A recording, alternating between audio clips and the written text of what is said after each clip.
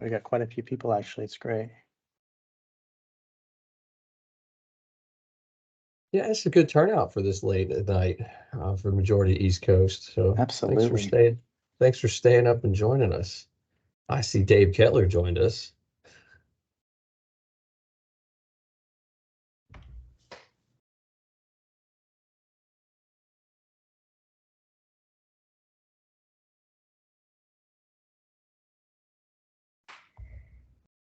Still coming in.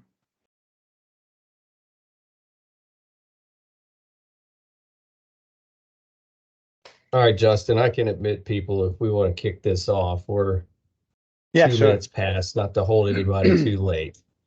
All right, sounds good. Okay, so welcome everybody to the 2024 preseason SMX town hall. We had a similar town hall at VIR during the runoffs, and we realized that a bunch of y'all weren't able to be there to join the town hall. So we really wanted to have something similar for everybody to really understand the changes that are happening with Spec MX-5 as we transition into a national championship SCCA, a national championship eligible SCCA road racing class. I'll do some quick introductions and then we can just get straight into it. I'm Justin. I am the Spec MX-5 series manager. We have with us Josh Smith, who is the business development manager for Mazda Motorsports. And we also have Sean Hedrick, who is the chair of the Spec Mazda Advisory Committee for the SCCA. Thanks again for joining us tonight. We know it's late for you guys on the East Coast. It's 6 p.m. on the West Coast with me. So we figured this was the best time to have as many people as join as possible. We do realize there's some guys that are at PRI right now, but we really wanted to get as much information out as soon as we could before the season starts in just over a month from now at Sebring. So let's see. So we are going to have a few changes moving forward as Spec MX-5 is now like I said earlier, national championship eligible SCCA road racing class. Spec MX-5 Challenge started in 2018, and the goal since the inception of that series was to become an SCCA national class. And in just 5 years, we accomplished that. So it's grown very quickly, and Mazda is behind the class Spec MX-5 100%, and they've invested and they're investing 7 figures moving forward. So it's just a really, really great time to be a part of the class. So I guess with that, I'll introduce Josh Smith from Mazda Motorsports. Thanks, Justin. Yeah, as Justin was saying, this investment for us is significant, which we're happy to do. This is future-proofing amateur road racing, in our opinion. Spec Miata is not going to live forever. We're not looking to prematurely end its reign within club racing whatsoever, but we know that we need to look to the future and really provide some sort of new option in a chassis, and this was the easy button, and the one that made the most sense. As the ND's still in pro racing, it's premature to try to bring it over to club racing right now due to cost and a few other things. But part of our commitment to this was onboarding Justin for the remainder of next year and next season to really continue the role that he has done such an excellent job at as series manager. This is something a little unique to a club racing class that those that have been around for the past couple of years understand the worth and where it's at, and those that are new, it's kind of the perfect liaison between the series, Mazda, and the SCCA. It's another person to help handle all the things on the ground, as well as messaging and social media and just any fielding questions from a day-to-day basis. So it's been a great addition just from helping hand standpoint to be able to make this easier to attain from what do I do this weekend, where do I go, where are the subs, what are the rules, and those are just the simple questions. We can get into plenty of other things here. So for this meeting, we had pre-submitted questions, so we're rolling through really a handful of that I would assume the majority of y'all have submitted anyway. With that being said, I'll kind of allow Sean here to say a few words as well. So Something that's changing within the SCCA is the SMAC had a little bit of a name change. I'll let Sean kind of explain that further and how that works if he chooses, but it's no longer the Spec Miata Advisory Committee. It's the Spec Mazda Advisory Committee. So we have two classes that report within one group in the SCCA. And with that being said, Sean, take it away, sir. Thank you, gentlemen. Yeah, so just want to welcome Justin again in the comments about Justin's role in growing this class and bringing new people on board. Those of you that have dealt with Justin know what a great asset he is. So for Mazda to step up and make this commitment to make sure that we got Justin on board to help transition into this national setting is just fantastic. Yeah, so the way that SCCA works is they have advisory committees for the different classes. And since we are now a national class, there needs to be an advisory committee for the class. So the powers that be at SCCA have decided that probably falls best under the Spec Miata team that I chair. So we will be the same folks looking at the SM rules as well as the Spec MX-5 rules. There's, as a new class, we don't anticipate a whole lot of changes. We recognize that stability is super important for all of you, for the investment that you've made in your vehicles and investment in time. And, we really don't anticipate a whole lot of changes. I know some of the questions that have come through have asked about potential changes to tires and wheels and things like that. And we'll address those individually. But I think stability is something that Josh and I and Justin all see as important for you and your investment. And we anticipate continuing to roll forward as we have in the past and just fix things that need it when they come up. But otherwise, we're feeling pretty good about where we sit. Yeah, and I'll add on to that just a little bit. What you're going to see or what to expect is the same message that we said at the runoffs. Is if you have a legal car today, you will have a legal car come January for Hoosier Super Tour. Really, it was a format change into the GCR is the mainstay of what happened. There's some clerical things and some verbiage because the SCCA covers things like fire extinguisher and cage rules and other sections that had to be omitted because it was over redundant. But the simple answer is if you had a legal car come VIR, you have a legal car come Sebring. That's the easiest answer right up front.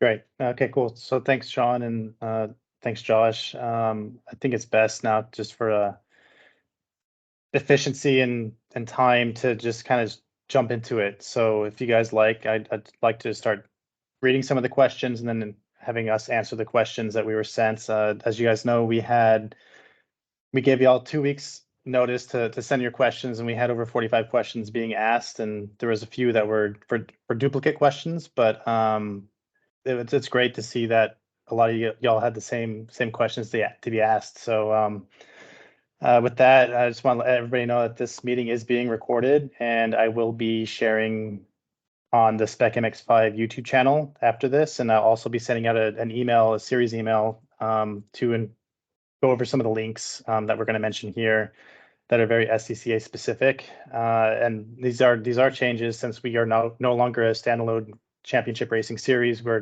now an SCCA national class. These changes will benefit everybody in the long run for sure. So I guess with that, I'll get started asking some questions. So the first question we had was, will the Spec MX-5 Championship Series follow only the Hoosier Super Tour events across the country? And if so, are these certain Super Tour events that will be, are there certain Super Tour events that will be skipped? It's hard to say in a row. So as Spec MX-5 is now a national championship eligible SCCA road racing class, drivers are now able to enter any SCCA race in the SMX class. That includes Super Tour, majors events, also regional events. The plan is for me to be at every Super Tour event in 2024, and at select events, which we haven't decided just yet. And there will also be additional Mazda personnel and the new Mazda parts trailer, which some of y'all were fortunate enough to see at VIR during the runoffs. And that's now called the Customer Experience Center. And the new parts trailer is phenomenal. And it just shows the investment that Mazda is putting forward to grassroots racing. And there's no other OEM manufacturer that's doing anything like this at all. So I think it's really awesome to see that. Next question, what classes will the SMX run with at Super Tour events? Will this be consistent across events? I am under the impression from the SCCA comments that they intend to bounce us around at different events. Is this accurate? Seems disappointing if so. As in the past, SMX has run in different run groups, and historically that's been Spec Miata, and Spec Miata has been the best run group for Spec MX-5 to run with.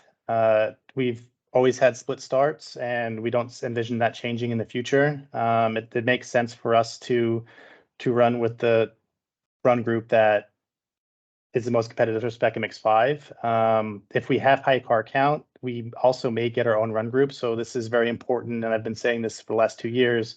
If you plan on attending an event, to register early. That way, SCCA sees that we have a high car count, so they may give us our own run group for that event. So just please make sure if you are 100% planning on running an event to just register as soon as you can, so it can show the car count. Next question is, for the Super Tour, West Coast drivers have only 2 race weekends within a reasonable distance from one of those weekends, which is Portland, which basically requires a full week for SoCal drivers. Are there other races to be scheduled for Southern California that are reasonable tow distances? If not, it will be at least 3 years for a SoCal builder to recover build costs via car rental. It's important now. So like I mentioned earlier, everyone is able to enter any SCCA event, which includes the majors and the regionals. I'm very close with Trish and Tim at San Francisco region. I'm also close with Mark and CC at Cal Club. So my West Coast drivers, I care about you, and I want to make you all happy. So if you guys want to get together, and if you want to select a few events from both the SFR, SCCA, and Cal Club, and say you want to run at the Thunder Hill or you want to run at Laguna Seca or Sonoma on these specific days, let me know ahead of time, and I am more than happy and more than willing to speak with Trish and speak with CC and to ensure that everything is organized properly. I may come to the events as well if there's a high car count, but it's important that you let me know ahead of time. That way I can ensure things organized. But it's also important to remember that we're not just running on Super Tour events.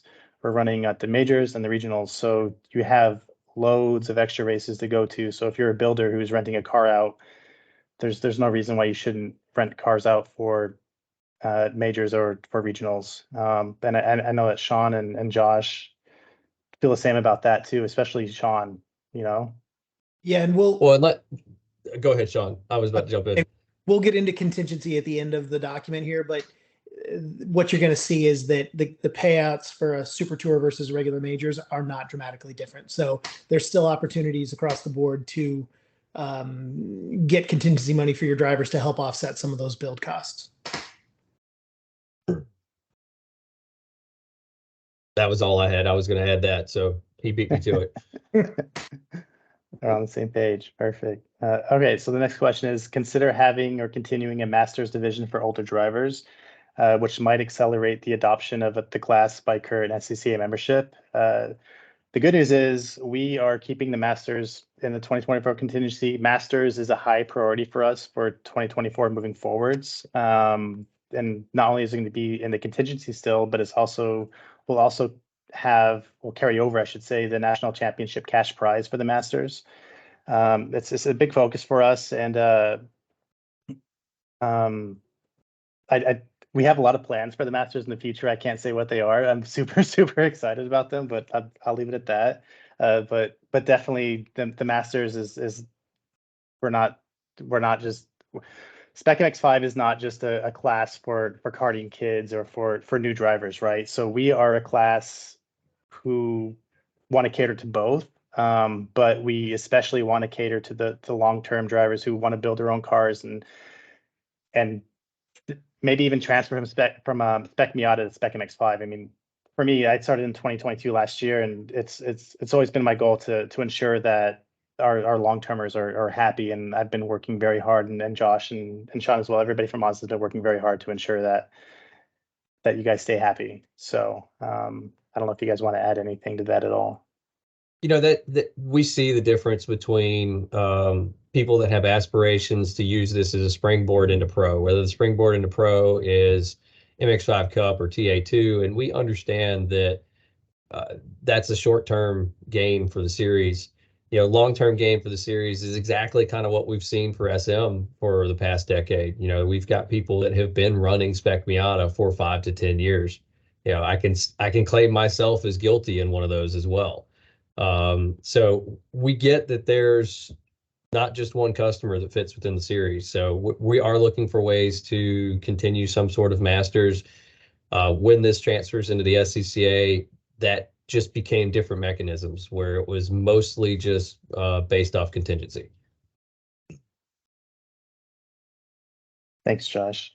Let's see what else. So next question is, this is an interesting one actually for me. Are the series organizers running any cars? From experience, this is a conflict of interest, and for other teams and entries especially. So Spec MX-5 is not a championship series anymore. It's a national class with SCCA. So we are under the SCCA GCR for 2024 and beyond. Mazda Motorsports does run a factory team, and new for 2024, that's going to be Slipstream Performance, which was just announced a few days ago. This is important for the class because it's really there to develop the Spec MX-5 race car, but it's also to develop the Mazda Motorsports Factory Club racers. Josh, do you want to add to that? Yeah, so the difference here is this is our scholarship program, which is part of our shootout. We're providing the funds for these young kids to come run Spec MX-5. Mazda is not running a car itself. We're contracting through a sponsorship opportunity, a third party to run our scholarship kids. So the SCCA is not running a car, and we're not asking for special privilege within the SCCA. Those cars will be held to the same scrutineering, and those drivers will be held to the same scrutineering as anybody else within the series.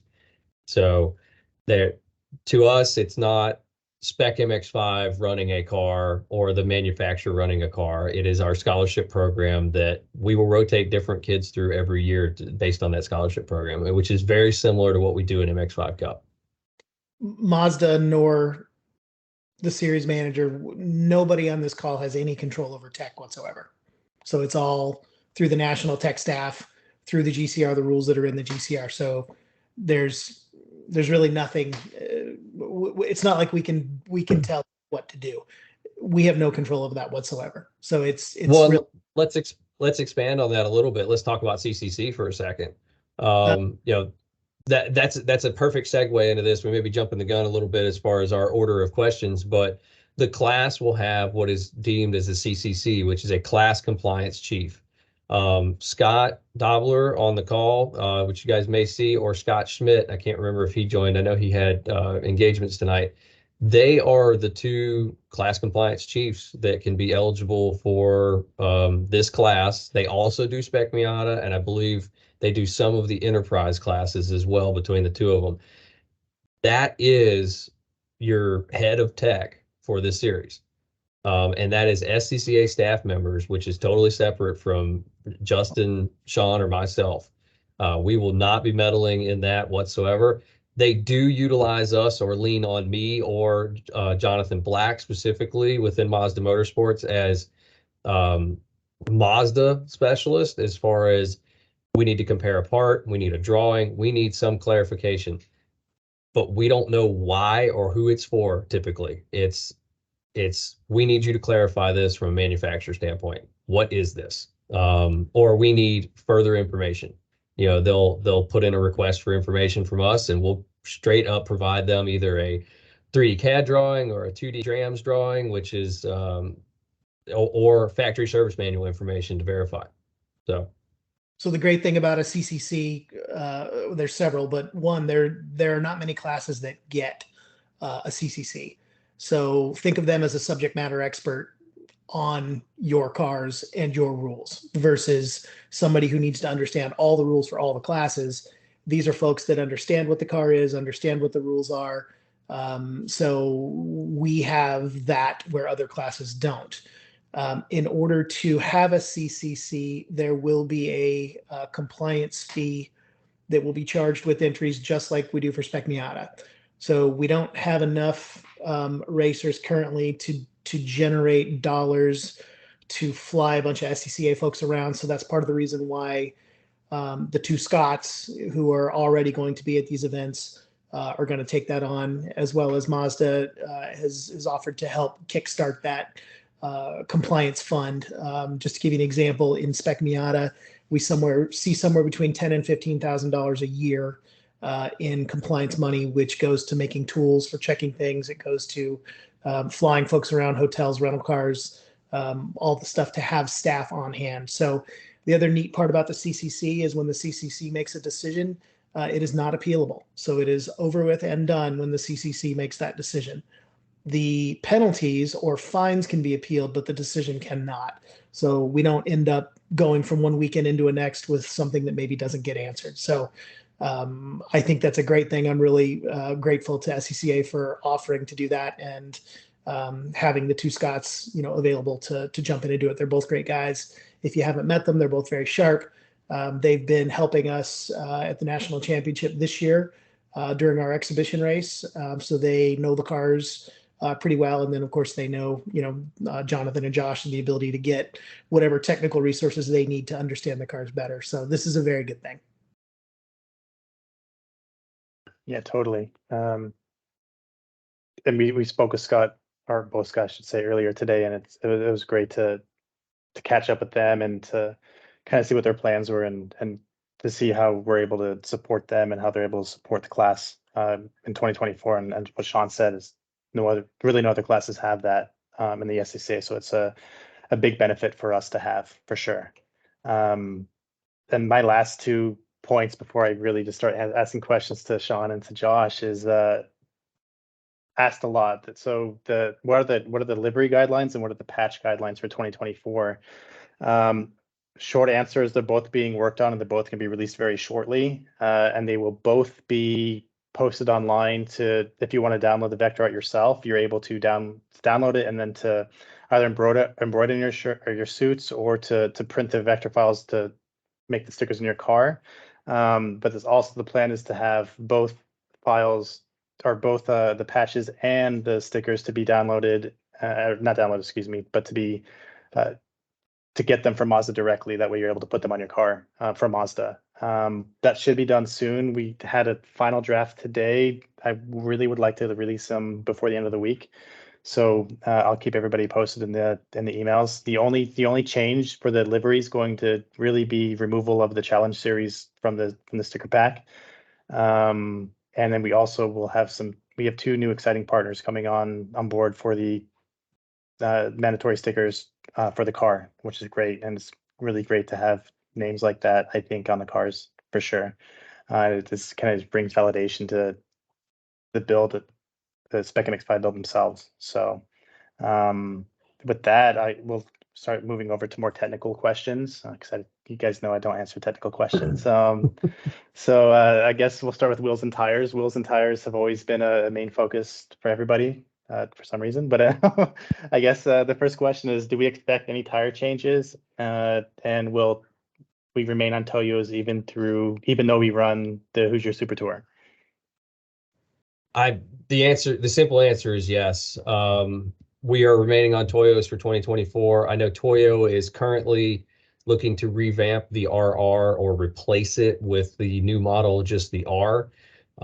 We have not received any tires for validation to make that move yet.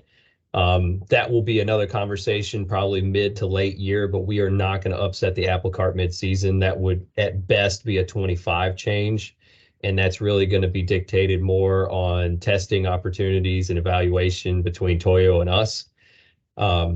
They have guaranteed to us that we will have plenty of stock in the size of the RR. They're not going to just up and replace it on us. So it's really a question of evaluation and a time frame if we do move to it, which really, steadies the course for the rim as well.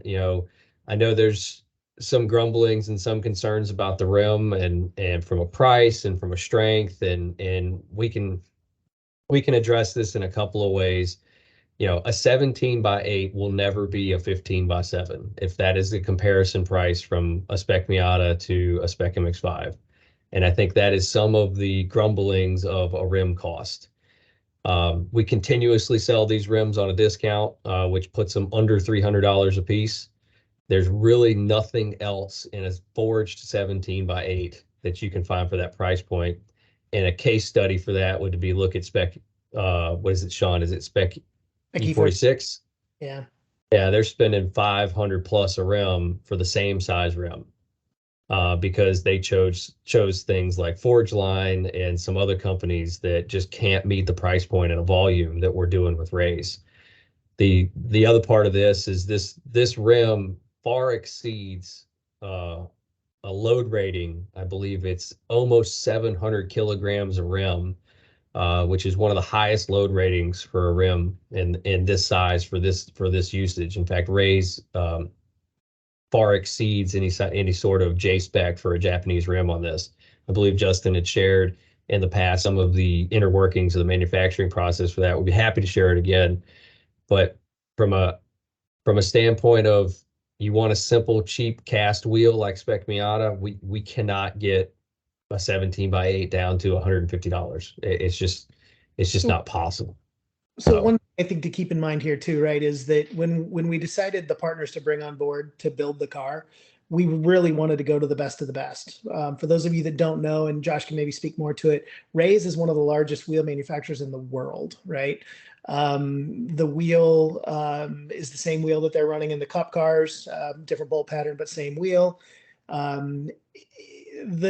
Just to be clear, from my perspective, we do not have a wheel bending problem. We don't have a wheel problem from where I sit. The complaints that we hear are when cars go off track. So Portland, my home track, is a great example. The fast way around the track is by dropping two wheels off the racing surface to shorten the distance.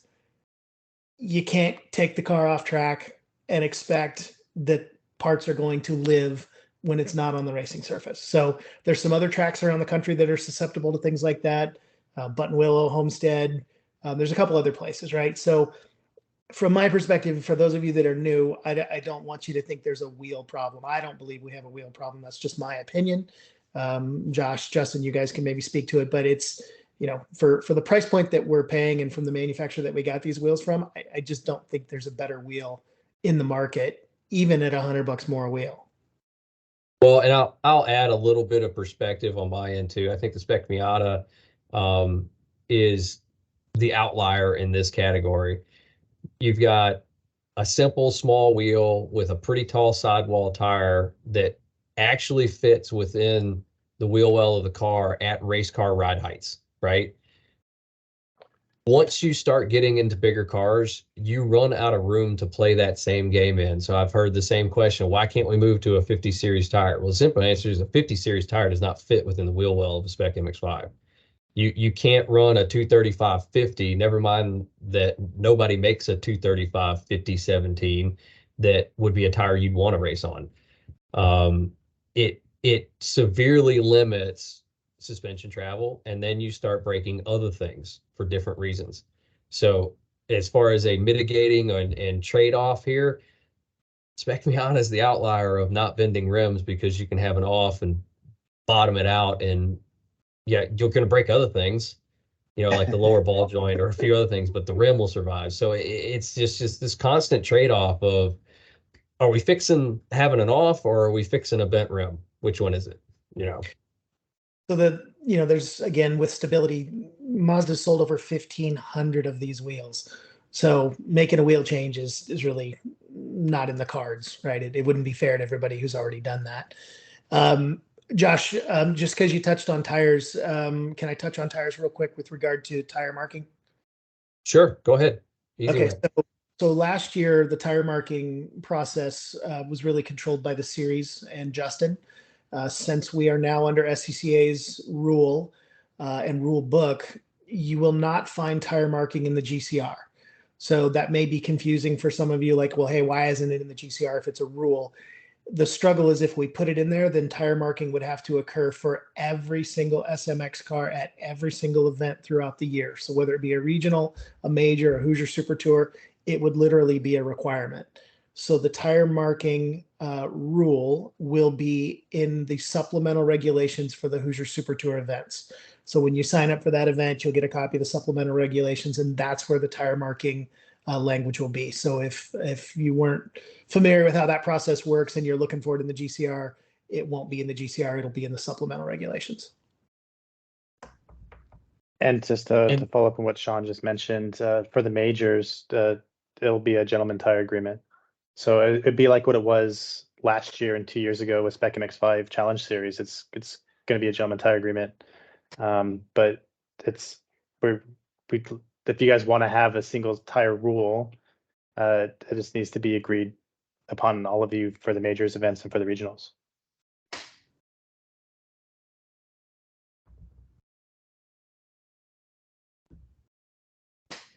All right, what's next for us, sir? On the tire question, you should consider using an actual rain tire than a street tire. The current tire is inadequate for mixed class racing in the rain. Using CMP as an example, where Spec Miata on the Hoosier rain tires were quicker than Spec MX-5. Yeah, that's a tough one in this category. The bottom line right now is Toyo does not offer a better rain option. We are on their best rain option. Anything else in their lineup is even more of a street tire. Although the RA1 was originally an competition tire with a lot of tread blocks, which fair enough can be considered a street tire. The next category of tire would be an R1R, which is like a 200 treadwear street tire. I think it's 180, 200. I think they've bounced back and forth to try to be competitive in certain atmospheres. So we've made the request, but it is not an overnight fix, just to be clear. And we can't have competitive tire partners within the same series. So we can't have a Hoosier wet and a Toyo dry. That does not mix well from contingency offerings when we're asking Toyo to pay contingency, which we'll get into here in a little bit. So we're investigating it as the best answer we've got so far. Perfect. All right. So next is probably one of my favorite questions from the 2023 season. What is the difference between a turnkey engine and one from an outside engine builder, both in terms of performance and being teched? Sean, you want to handle the tech portion first from the SCCA side, then we can dig into the details? Sure. So as many of you may know from last season, if you bought a turnkey engine, it was sealed. And the tech process for a sealed engine would be different than the tech process for a non-sealed engine. The intent is to continue doing that moving forward. So if you've got a sealed engine, it will not have to be physically pulled apart. It could be, but the general consensus is that it won't be unless there's some data reason that points us at an anomaly from a car that shouldn't exist. So in theory, same thing as last year. If you bought a turnkey engine with a seal on it, then that may not go through as much tech as a motor that does not have a seal on it. Is that where you want me to go, Josh? Yeah, and I would say generally the SCCA has treated sealed engines from manufacturers with this approach, not just from Mazda, but even SRF3, Enterprises, a few other classes that run similar programs. So the two things that a sealed engine would not stop the SCCA from teching would be a filed protest with money on the line from another competitor. Seals will not stop that. And runoffs level tech to be a national champion. Seals will not stop that either. So those are the two examples of where a sealed engine would be pulled apart or inspected to the same level as a non-sealed engine. So that is the SCCA's approach to this, because they want to give people a viable option that if they feel necessary, they can write a protest, as well as if you're going to win a national championship, you know what's on the line, you know what kind of scrutineering you're going to be under. As for parts and performance Parts, really the difference between a third-party engine build and a brand new turnkey engine is the brand new part. Everything you're getting from a sealed engine starts from a brand new crate motor, gets disassembled, balanced, blueprinted, and reassembled as a Spec MX-5 engine with the CNC head, all from Roush. I will say from our new contract standpoint, from the sealed engine program, all of our new sealed engines moving forward will be dynoed, hot tested, and leak checked prior to being shipped back to a PDC to Mazda. So we will be running those in. We have not determined the set amount of time that we run in yet. So that's a little bit of detail we don't have just yet. During winter break is when we're doing all that. I'm actually making a trip to Michigan, and we're going to get some further details within Roush. But that, from a parts standpoint, would be your major difference. Could your third-party engine builder buy all brand new parts and put it together? Absolutely. Typically, does that happen? Not always. They typically buy the required parts and assemble it up from a donor that is either provided by them or a core provided by the customer. So those would be your two major differences. From a performance standpoint, we've seen this entire class over 4 years kind of grow in performance, and that can be contributed to a few things. People have done their homework on chassis setup. People have done their homework on parasitic loss. Teams have started to do their homework and spend some time on the dyno and figure out what fuel the car likes within the fuel regs, where the car likes to operate from a water and coolant or a water and air temp standpoint. After 224 degrees, the computer starts to pull time, and teams have started to aggregate this information and figure it all out. So we've watched this class as a whole grow probably 1-2% across the board. Really, in the data that we saw this year, since we started making data mandated, unless a car was having a problem that we could identify on data, like running too hot, we could generally, by the end of this season, look at the entire field and tell you which cars had a thermostat and which cars didn't. We could tell you which cars had a operable cooling fan and had ducting in the cars just from a water temp standpoint. We could tell you what cars had issues from a wideband O2 sensor and a lambda reading. So we have a lot of information at our disposal. And I will say, looking at all of those, filtering cars that had problems out and looking at acceleration traces, it's so close. It's every bit as close as MX-5 Cup. It's every bit as close as SRF3. And it's, in my opinion, closer than Spec Miata is right now. And we're only a couple years in. It's going to do nothing but get filtered down and be better. And I think the biggest thing, or the biggest learning from a lot of this year, is so many are new to a chassis setup on this car, and that has such a larger performance from a trap speed and an acceleration rate, just getting the car off the corner, than really any of this engine conversation that we've seen all year. So from a performance standpoint, you can't pick it out. We're still sub 3% on all of this stuff. And if you look at some of which we're looking at, and I'll kind of spill the beans a little bit here. We're looking at presenting another group session for data, and finding a way to show that time on throttle has a larger delta than acceleration trace does.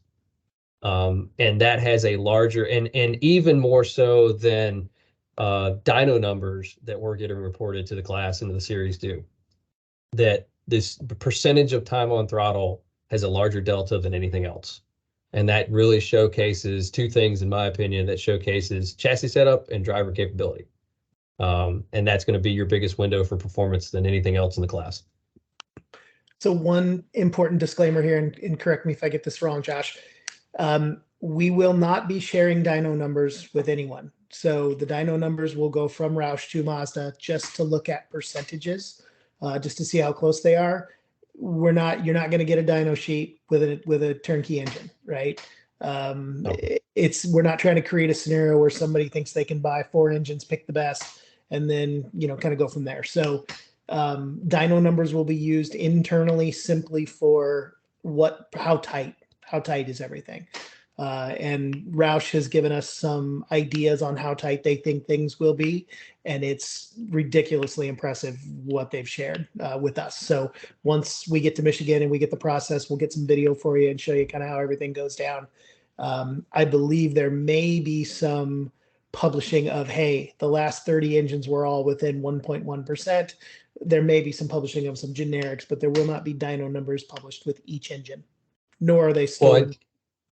Sorry, yeah, exactly. And just to add to this, the randomization of being able to order engines, by the time Roush sends them back to Mazda, they get checked into a PDC and we disseminate them through all the PDCs across the country. There's no guarantee that any one person would never know which one was ordered and who got it.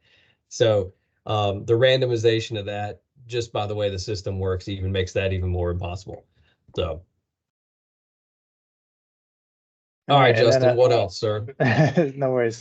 What new parts are being developed for the class, if any? I think the easy one, Sean, is the toe link. We've been telling everybody about it all year. The rear toe link is going to be the next part you see, and it's simply an aftermarket part that makes your job easier for chassis setup and toe adjustment in the rear of the car.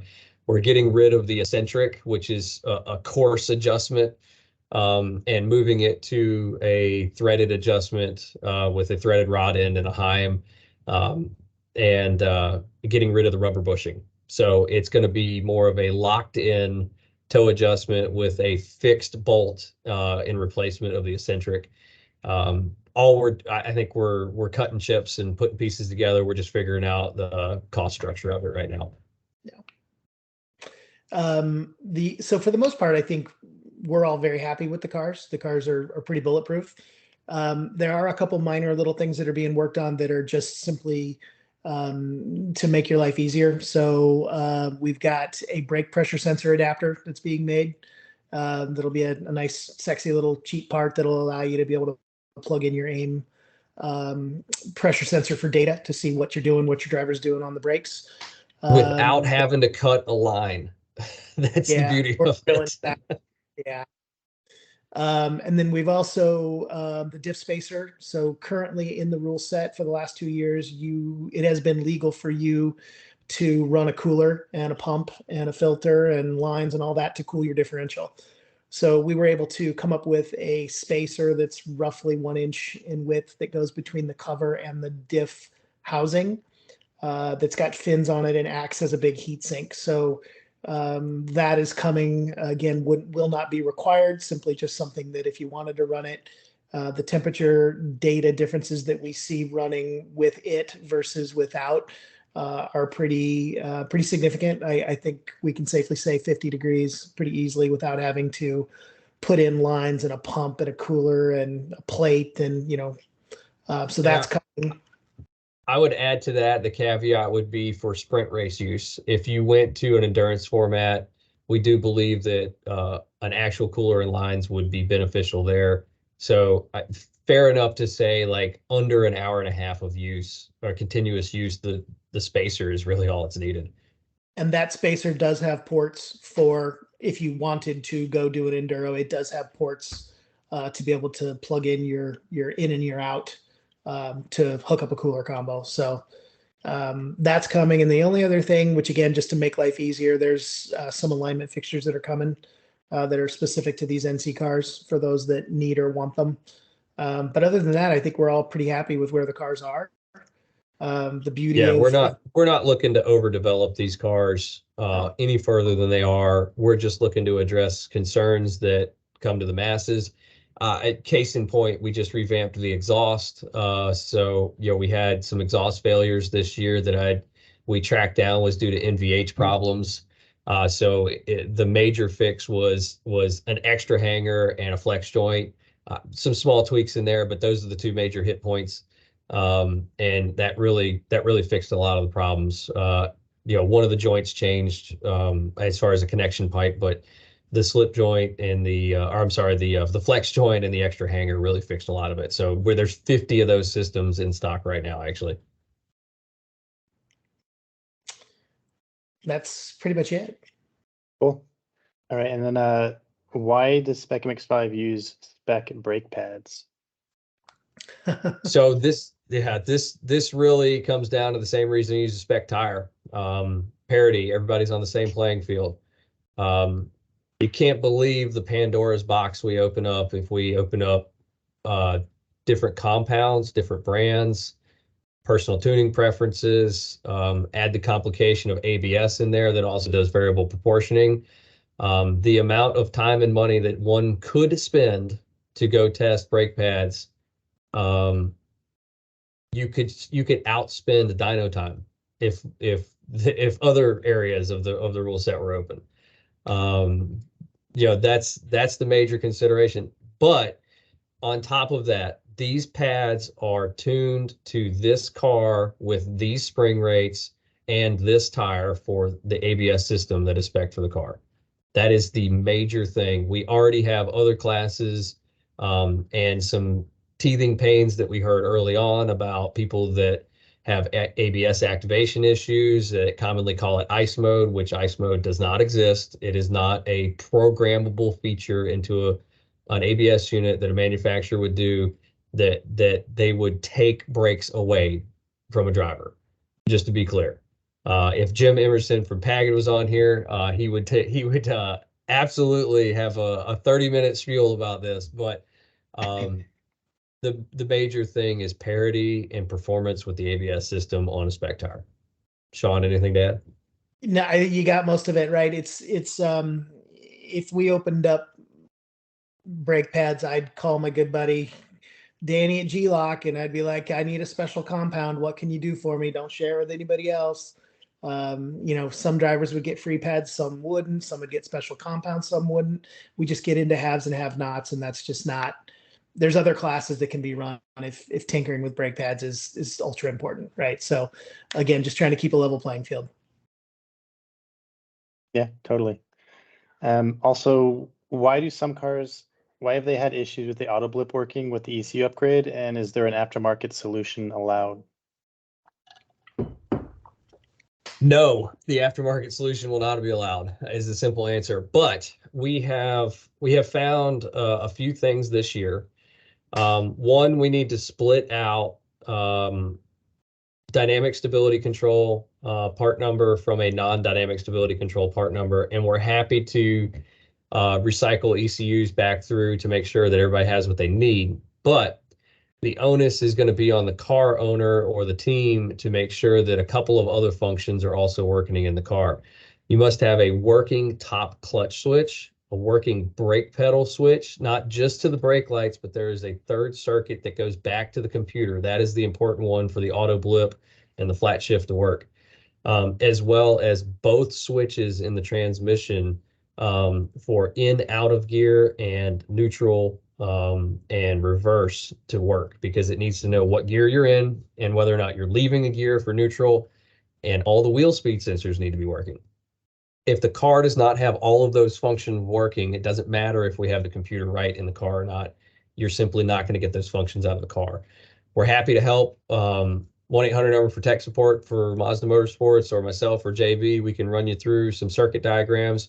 And in fact, I'll arm Justin with some email blast stuff from a wiring diagram standpoint to give everybody the basics, and we can kind of proceed from there. If anybody is having struggles getting it working, we can sort through kind of a diagnostic troubleshooting tree to go from there. For those of you not familiar with this, or yours isn't working, this was engineered not as a performance advantage. So we could have made it a performance advantage in the way that it was programmed. It is not. It was meant simply for some folks maybe aren't so good with the heel and toe, certain tracks where they miss it completely. If you miss it, the car's there to pick it up for you. So we're not creating a performance difference. The human can do it better than the computer can in this case, based on the way that it was programmed. But my personal preference is I unplug the top clutch switch so it doesn't work. I'd rather do it myself. But we want it to be there as an option as well. Cool, thanks. And are there current supply chain issues with product required items needed to build a Spec MX-5 at this time? We have I think one or two things being checked in here before Mazda goes on break. Small items like offset bushings and maybe one other thing, and I can't think of it off the top of my head. But no, like I said, we just got 50 exhaust systems in. We just got rims in. We're stacked up on cooling system stuff. We have engines being produced through the off season here. We've got 30 on order. That will be fulfilled probably mid-January, and we still have current stock of engines, just to be clear, so we're not out. I have no concerns, and we're staying ahead of this on the OEM side of things as well. I have Scott Kaluza with our team pre-ordering OEM parts to stay ahead of things just from a consumable standpoint, whether it be hardware, brake parts, suspension components, fenders, doors, etc. So we have spent the past 6 months prepping for this season. And to follow up on that, when is the discounts that Mazda Motorsports is offering for the kits? When does that end, Josh? End of the year is what we've scheduled it for now. If you have ongoing conversations with us and are just trying to fulfill or sort out an order prior to Mazda disappearing for winter break, don't be overly concerned. We can continue to honor some of those things as an ongoing conversation into the 1st of January. But the what is advertised on the site is end of year. Cool. And it's like I've been getting loads of emails and texts and phone calls regarding that promotion, and I'm happy to see that's continued on from the last couple of years, and it's really helped the class get bigger for sure. That really ends the parts and the Will's entire questions for the meeting. Next up is going to be tech and data acquisition, which is everybody's favorite, I guess. So regarding tech, will there be any tech taking place outside of the Super Tour?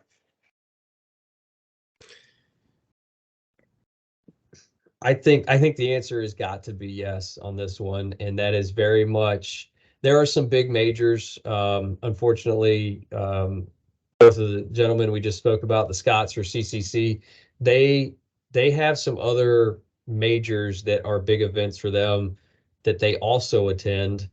But without showing our hand, we're not going to give you the list of which ones they're going to be at, right? The SCCA, like for example, the ARC is not a super tour, but it is a well-attended regional major event that has some pretty high-level tech. There's your example. The SIC would be another version of that, whether it be held at Roebling or held at Daytona, which historically has been two places they've bounced back and forth, has had some significant tech. So it's going to be very much based on availability of tech staff from the SCCA side of things.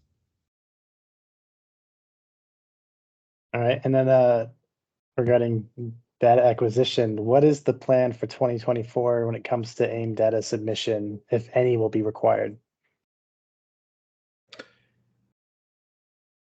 Sean, I'll let you take that one. Okay, so throughout the past season, we have been collecting data. The data Justin has been collecting and has been sent up directly to AIM. AIM has invested a pretty significant amount of time and effort into automating some technical procedures to be able to look for anomalies with vehicles. That has worked extremely well. The insight that we have into the computers, the insight we have into the vehicles, what they're doing, how they're operating, is pretty impressive. Grams per second of air coming through the air intake, we can see. There's all kinds of things that can be seen. So data is going to be required. So that will be required in the GCR. And the current process is that the competitor submits their data via email to an email, data@specmx5.com. That email goes to the series manager and to AIM, and that's it. It doesn't go to SCCA. If SCCA wanted data, they would put a data box specifically in the car, like they do currently today for Spec Miata and other series. That data box that they would be putting in the car, however, wouldn't get as much information as the data boxes that you guys have in your vehicles. So we will continue to require it. There was some questions about how would somebody know if it was submitted. So very simply, we could just look at the email logs. The series manager could look at the email logs and say, okay, car 78 did not send in data. So at the Super Tour events, it'll be a little bit easier to handle. At a regionals, if somebody didn't submit data, the contingency document will state that the car has to be in compliance. So if you want contingency and you're even at a regional level and you don't submit your data, Mazda could decline that request because the car was deemed, unfortunately, non-compliant because you didn't send in your data. If you're new to this, I know there was a lot of concern last year about what happens when internet's down and being able to get it in there and get it in time. It really wasn't a problem through the last year. There was, I think, more concern about the problem that it might be versus what actually transpired. So some of you I know have said, well, why so fast? Why 30 minutes? Why not an hour? And quite honestly, what we did there is we just kind of took AIM's lead, and AIM basically told us that when you give people an hour, generally what happens is they get out of the car and go, okay, I'll get to that in a minute. We got an hour. And then an hour goes by and they never get anything. They felt that when you have a tighter time frame on it, that it just becomes second nature, that you get out of the car and that's the first thing that you do. So there's a couple ways that we can see that it's been submitted. Either just checking the email logs. The AIM folks can tell us who didn't submit. So we do have a way to kind of figure that out. And then the motivator there for folks at a regional event who maybe decide they don't want to submit their data, they would not be eligible for contingency because the contingency document will state that the car has to be compliant. And since data is in the GCR, that would be a requirement for compliance. There is a change. There's a couple minor changes to the data rule set for 24. One of those changes is that the data requirement is that it has to be an AIM data unit that is capable of being configured by Race Studio 3. So all that really means is if you've got something really old, it's not going to work, right? So MXLs from the Playboy Cup days, those would not be able to be configured in Race Studio 3. Anything bought within the last 5 or 6 years will easily be Race Studio 3. So if you have an MXL, that's really the one, or the Pista, the Strata, those older head units are ones that wouldn't be available. So last year we allowed it. There was very few, but it just requires an awful lot of effort and time on AIM's part to be able to even deal with it. So in the future, we're looking at automating this process even more to where you wouldn't even have to submit your data. Your data would be downloaded as you came across the scales based on a timestamp. So only for the session that you just came off of. So there's some things in the future that we're looking at to try to make this even simpler. But yes, data is going to be required for all events. Another requirement that changes for 24 is that oil pressure data logging will be required. So that's a very simple thing to do with the pressure sensor. So in the existing oil filter block that's required on the car, there is an 1/8 inch NPT port on the front left corner of it, which could be used. If you're using that for temperature, the other thing you could do is just get an 1/8 inch to 1/4 inch NPD adapter and take the factory pressure sensor off the back of the oil filter block and plug your AIM data sensor into it. So there's no scenario that we can see where you need to be drilling anything or tapping anything. It's just, you might need a 1/4 to 1/8 inch NPD adapter, might be the worst. So Josh, do you want to speak to why oil pressure data logging is something that we think is important? It continues the narrative of parity. It's the same reason that we required fuel pressure. It's another way for us to monitor engine performance. And really, it's as simple as that. You know, we can, the oil pumps are required to be from Mazda. They always have been. And this is something that we can, start to scrutinize that a little better through on-track data. The same reason that we set a fixed fuel pressure window. And the same reason that we're monitoring fuel pressure, the same reason that we're monitoring grams per second in Lambda. We want to see total engine performance, and it's that simple. So just to touch on it one more time, there's only two people who see this data: the series administrator, series manager, as well as the powers that be at AIM. I know there was a question about maybe the Mazda factory team seeing it. They have no access to it. There's literally two folks that have access to it. So SCCA doesn't even have it. So hopefully that will set everybody's mind at ease. We don't sell data. We don't share it in any way, shape, or form. It's just basically run through a automated process to look for anomalies for compliance. Yep. It's spot checked by AIM as well on top of that, just to make sure that that process is working as we've custom tailored it for the series.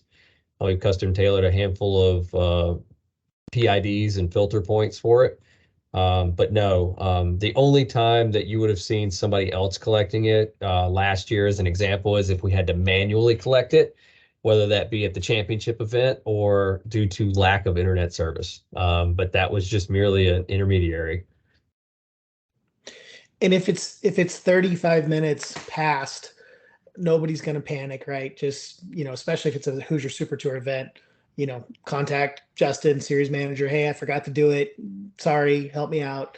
We're not looking to penalize people for this. It's just a thing where we need to start getting in the habit of doing it on a regular basis. All right. And then on that subject, are there any new AIM protocols that should be used or downloaded before the start of the season in 1 month?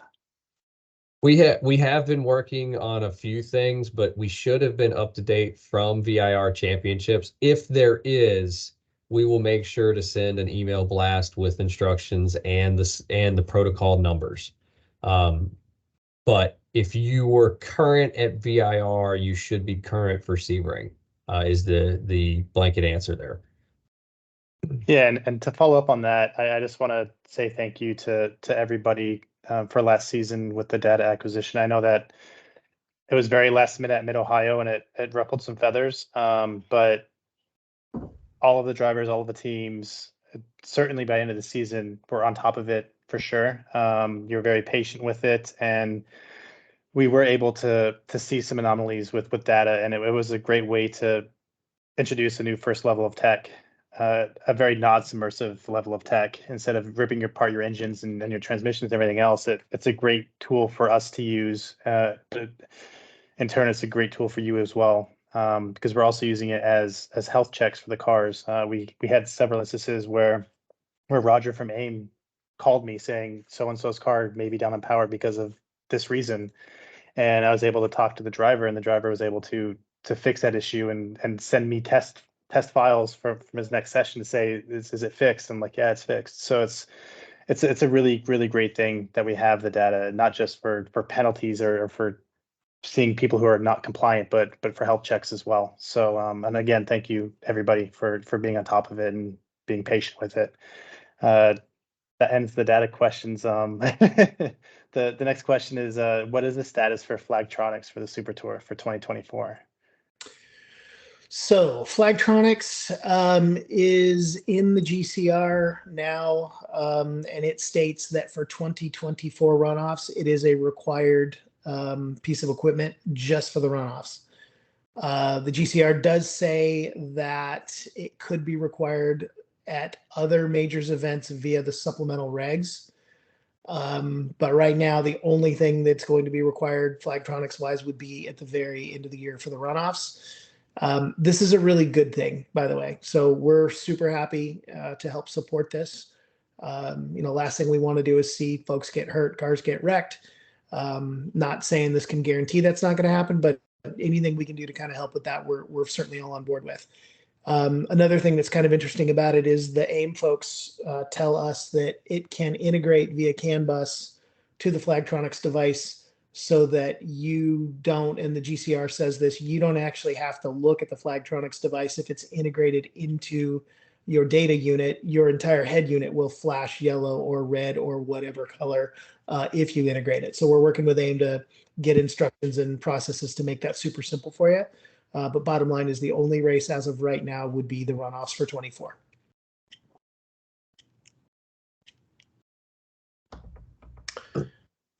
Okay, so I think One question we missed from earlier while I think Justin had to run real quick. Coaches for the season for Hoosier Super Tours. We are working on coaches from a handful of perspectives. Actually, Justin Piscatel's on the call. I'm trying to convince him to be one of our coaches, not only for the factory team, but for other offerings for Hoosier Super Tour. He's probably my top 3 list of people that have experience in an NC over the years. I have a couple others, so it's really based on everybody's schedule, but we are committed to having Super Tour coaches is the bottom line here. So yes, blanket answer, and we'll try to make them as available as possible. And typically we will always have 2 coaches at the runoffs as well. Just as a caveat, the coaches at the runoffs are available to everybody, not just SMX. So please, for that event, make sure you pre-sign up ahead of time. So we're almost done here. We've got a couple more questions before Josh jumps into contingency, which is the fun one. So there's a question about a way to find out about what rules were changed in this rule set from 11/1/23. So in the last year, we've been able to do a red line deal where we just kind of showed you what changed. Now that we're in SCCA's world, it doesn't quite work that way. So basically what's going to happen is the fast track is what will put out any new changes, and then that will then get converted over into the GCR. So fast track is going to be the place to see the new changes that are coming. Again, the only 2 changes that I'm aware of other than grammatical things are going to be the oil pressure requirement. And what was the other one, Josh? Do you remember? I mean, a little bit of sticker pack stuff was a little different.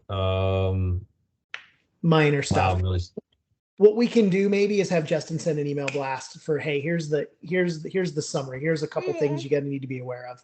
So maybe we can do that side of the SCCA process. And then the final question, I think, before Josh gets to contingency is many customers that may be potential Spec MX-5 racers have concerns about contact within Spec MX-5. What is being done to not have the same stigma as Spec Miata? So I think really the contact thing, we're starting with a clean sheet here, right? So the contact thing really is in all of our hands. The way the process works within SCCA land is you protest. I know some folks don't feel comfortable doing that, but unfortunately, that is not unfortunately, that's just the process, right? So I think we need to try to get away from the stigma of, well, I don't want to be a jerk and protest somebody. It's not, I don't think it's being a jerk. I think it's just simply being, I felt like something went afoul of the rules and I'd like somebody else to look at it. We have no control over tech, right? We have no control over the stewards. We can't tell them to penalize people. They're going to do their job based on what's written in the GCR. So, we certainly, with all the time and effort and investment that's been made into this class, the last thing in the world we want to see is it turn into a crash fest. So I think, just start to think about that protest process. I think Justin's going to send a link out to everybody on this call on what that protest process is and how it works. But I think if I could wave the magic wand, it would be to take the stigma away from, I don't want to be a jerk because I protested somebody. We got to not look at it like that if we want the series people to behave. So may not be the answer everybody's looking for, but now that we're in SCCA's land, that is the process, and the process does work. So we've seen it in SM, we've seen it in other series. So I would say the contact issues are really in our hands at this point as a class, as a group. Yeah, and I'll add on to that just a little bit. I think some of that confusion or concern came from running with multiple organizations early in the year and the process not being very concrete between the two.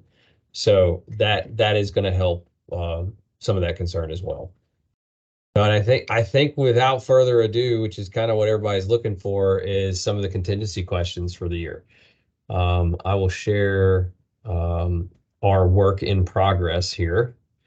This is Mazda's internal editable document, so no need to record this or screen cap it because we're going to post it by end of the year. But this is what we are working on from a contingency standpoint. As you'll see here, there's 2 spots where SMX falls into, and why, if you're concerned about only having 2 Super Tours near you, why you shouldn't be as largely concerned as you had been.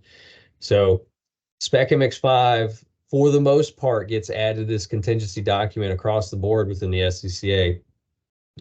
Within majors, you'll see I've got it highlighted in red for display purposes here. It does pay out for majors.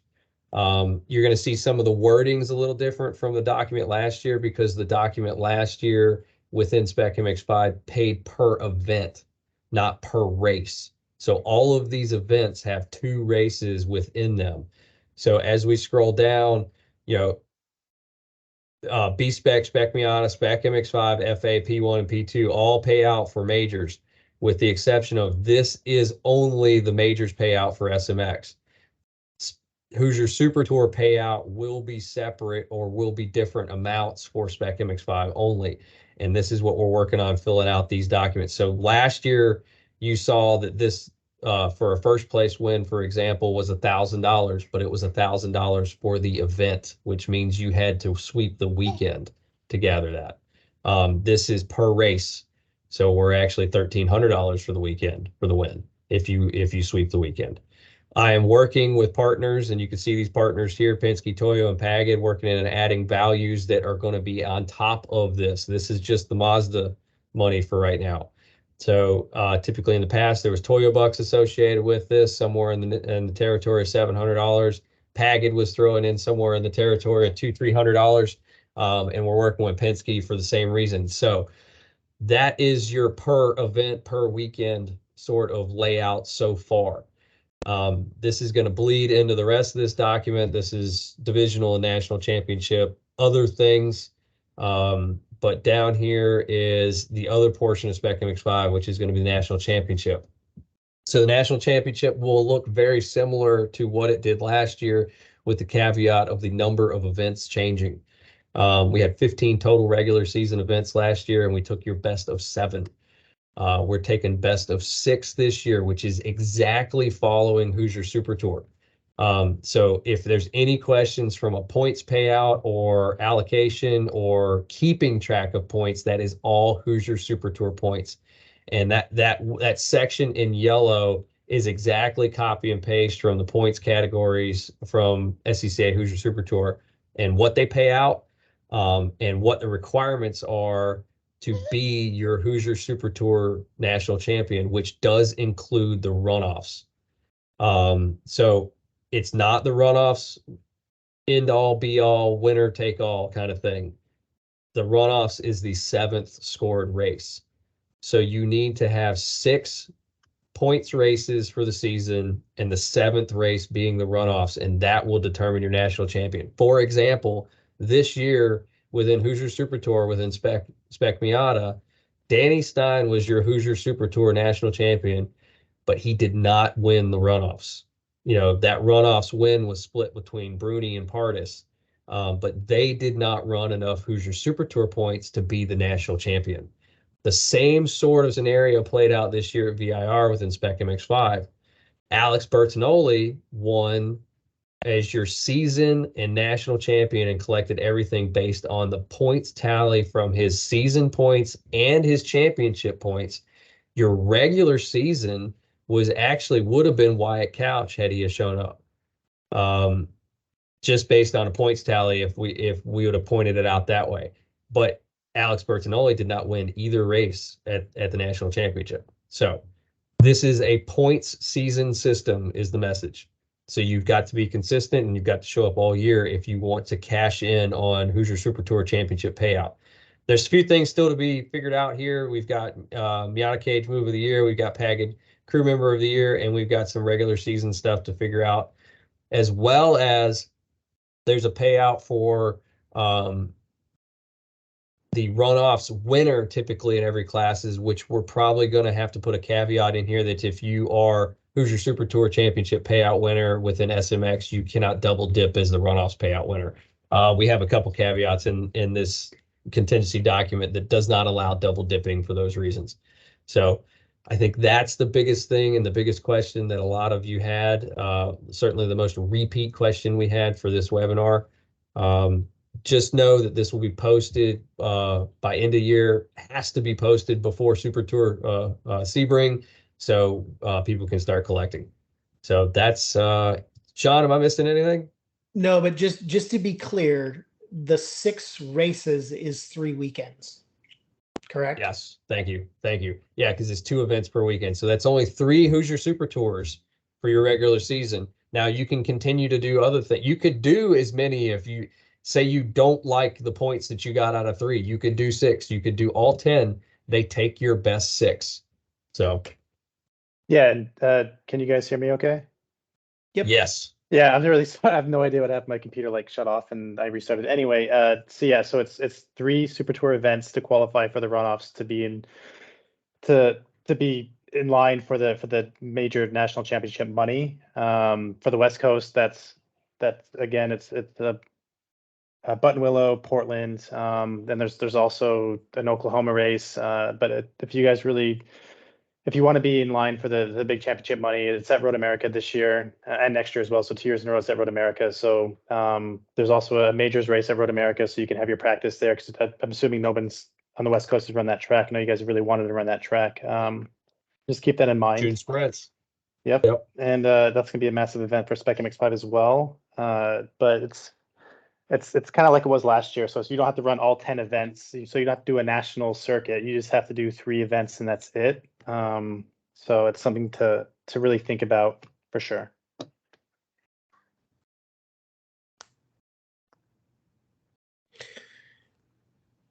I'm And seeing the attendee number drop. I think they wanted to see the big number. Now the big number. everyone wants to go now, huh? That's why we saved it for the end. But that's ended on a good note, right? And I think that's really that buzzes through. I say buzzes through. We've been here for an hour and 20 minutes. That covers all the questions we have pre-submitted. Of course, as you guys know, you know how to get a hold of myself. You know how to get a hold of Justin or Spec MX-5 as a series. If you have any follow-up, don't hesitate to reach out and ask. We're constantly working on internal housekeeping this type of year, the so-called off season that doesn't seem to exist anymore. So we're all working on this to get things like the contingency document out, the schedule and the delivery requirements, the patch requirements, and just getting everything seamlessly moved over to the SCCA. And I have to say thanks to the SCCA, they're doing a great job and be very accommodating as well. So bear with us. It's off season, it's PRI, it's all the things that all of us racers feel like we're pulled in 20 different directions, but we are getting through this stuff and getting it out as soon as we can. So with that note, Justin, thanks. Sean, anything to close on? Yeah, just really quick. Thank you everybody for joining tonight. Thank you again for being early adopters of the class, the Spec MX-5 class. 2024 is a very big year for us. It's exciting, and I'm very much looking forward to continuing on with my role. It's going to be a little bit different as it was when I was with the Challenge Series, but I'm here to help. As you know, most of you have called me, emailed me, texted me at all hours of the day. Like if I'm awake, I'm more than happy to help when I can. So I will be going away for holiday for almost a month, but I'm going to be reachable via email. So be patient with my response time, but I will be sending an email out after this meeting with the link to the YouTube and with the link to the general SCCA links that are very important for you to review really quick. And just be patient with us with the delivery guidelines and the patch guidelines. That they're coming as fast as they can come. So we're very close to being finished with that. So with that, I'll leave it with Sean to hang up with everybody. But thank you very much for joining us tonight. Yeah, no, this is great. We, at the end of the day, I hope you guys have seen from us. We want what you want, right? We want this to be as successful as you do. This has been really fun for us. It's been really cool to kind of see the class start to grow, and we just look forward to what it brings in the future. And you guys are all a very key part of that. So thank you for your time and efforts and early adoption. And as stated, call us, talk to us. We'll help you any way we can. Right. With that, thanks everybody. Good night, guys. Y'all have a good one. Yeah.